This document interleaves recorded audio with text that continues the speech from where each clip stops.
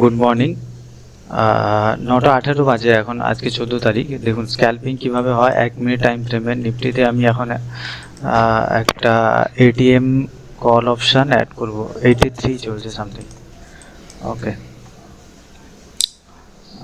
চলুন আমি এটা বাই করলাম। ওকে, 83.40-তে আমার অর্ডার এক্সিকিউট হয়েছে। 83.40 50-তে দাগ হয়েছে, তো ঠিক আছে, এখানে 40 করে নিই। ওকে, স্টপ লস এর নিচে এলে 10 টাকার মতো স্টপ লস থাকবে, 10-15 টাকার মতো টার্গেট থাকবে। খুবই 10 টাকা, অ্যাটলিস্ট 10 টাকা স্টপ টার্গেট থাকবে। খুবই কুইক স্ক্যাল্পিং হবে ব্যাপারটা। তো লেটস সি কি হয়। ফার্স্ট কয়েকটা ক্যান্ডেলের, দু একটা ক্যান্ডেলের মধ্যেই আমি আমার ট্রেডটা অলরেডি পাঞ্চ করে দিয়েছি। এখন আমরা দেখবো শুধু হয় কি। এটা এই লেভেলে এলে আমরা ক্লোজ করে দেবো এই হাইটাতে। যেহেতু এই জায়গাতে আমরা নিয়েছি, এই হাইটাতে ক্লোজ করে দেবো, কারণ খুবই কুইক স্ক্যাল্পিং। আর আমরা ক্লোজ করবো ট্রেড যদি এর নিচে ব্রেক করে।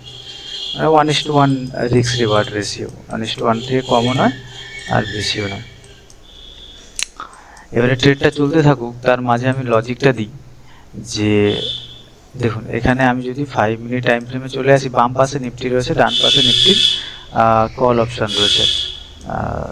কল অপশানটা চলতে আছে ট্রেডটা আমাদের, ততক্ষণ আমি বাম পাশে লজিকটা এক্সপ্লেন করছি। আমি কিন্তু 1 মিনিট টাইম ফ্রেমে ট্রেডটা এক্সিকিউট করেছি। দেখুন এদিকে 5 মিনিট টাইম ফ্রেমে এখানে কিন্তু একটা সাপোর্ট রয়েছে, এই জায়গাতে সাপোর্ট রয়েছে। সাপোর্টের কাছ থেকে নিফটি কিন্তু গ্যাপ আপ ওপেনিং হয়েছে। দেখুন 1 ডে টাইম ফ্রেম, এটা 1 ডে টাইম ফ্রেমে এই যে গ্যাপ আপ ওপেন হয়েছে, এই যে গ্যাপ আপ ওপেন হয়েছে। তো সেক্ষেত্রে এই জায়গাতে এই যে সাপোর্ট নিয়ে একটু উপরে, তো মার্কেট অ্যাটলিস্ট এই লেভেল পর্যন্ত যাওয়ার চেষ্টা করবেই, এই লেভেল পর্যন্ত।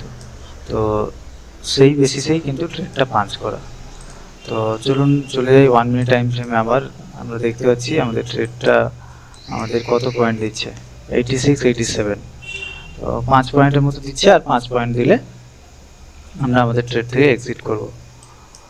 মাত্র 2 মিনিটই হয়েছে, কেবলমাত্র 2 মিনিট, 1 মিনিট হয়েছে মাত্র। ওকে, আর একটু ওয়েট করবো, লেটস সি।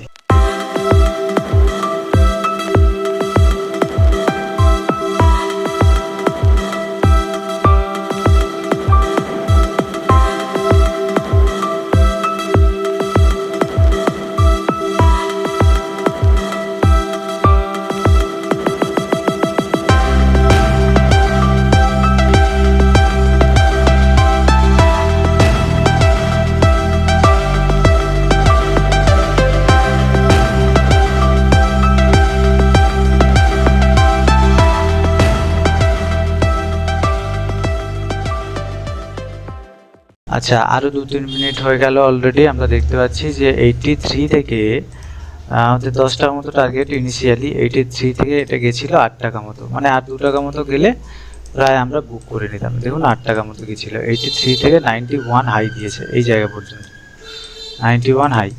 তো